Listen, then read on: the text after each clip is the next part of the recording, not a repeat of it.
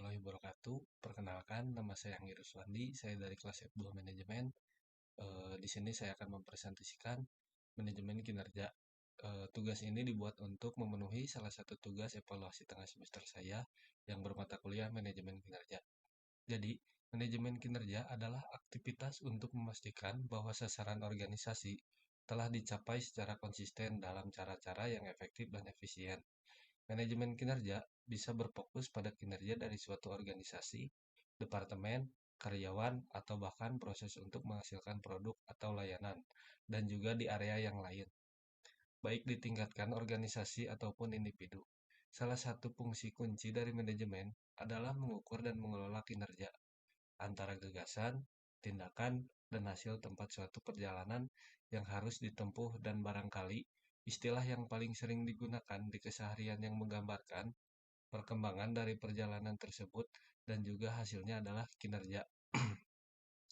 Kinerja sendiri adalah suatu hal yang berorientasi kepada masa depan, disesuaikan spesifik berdasarkan kondisi khusus dari setiap organisasi individu dan didasarkan atau suatu model kasual yang menghubungkan antara input dan output. Nah, yang kedua yaitu ada karakteristik prioritas kinerja.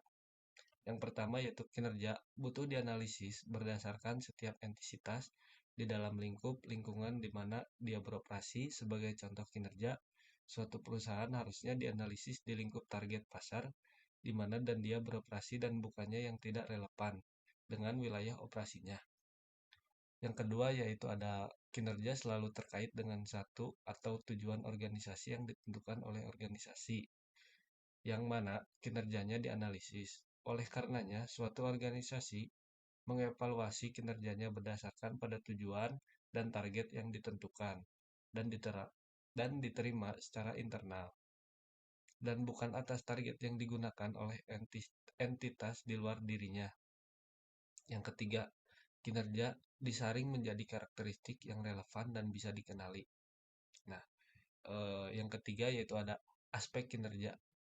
Aspek kinerja bisa dilihat dari stabilitas organisasi yang terkait apakah layanannya bisa secara konsisten dihantarkan dan organisasi bisa terus bertahan. Yang kedua yaitu ada stabilitas finansial yang terkait dengan kemampuan organisasi dalam memenuhi kewajiban jangka pendeknya. Semisal kemampuan untuk membayar tagihan-tagihan. Stabilitas finansial seringkali kurang dihiraukan sebagai perihal yang penting dalam pembangunan kapasitas.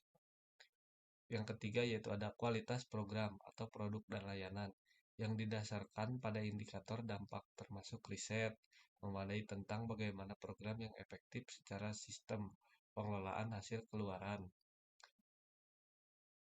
Mungkin itu saja yang dapat saya sampaikan dari manajemen kinerja. Mohon maaf bila ada kesalahan. Billahi taufik wal hidayah. Wassalamualaikum warahmatullahi wabarakatuh.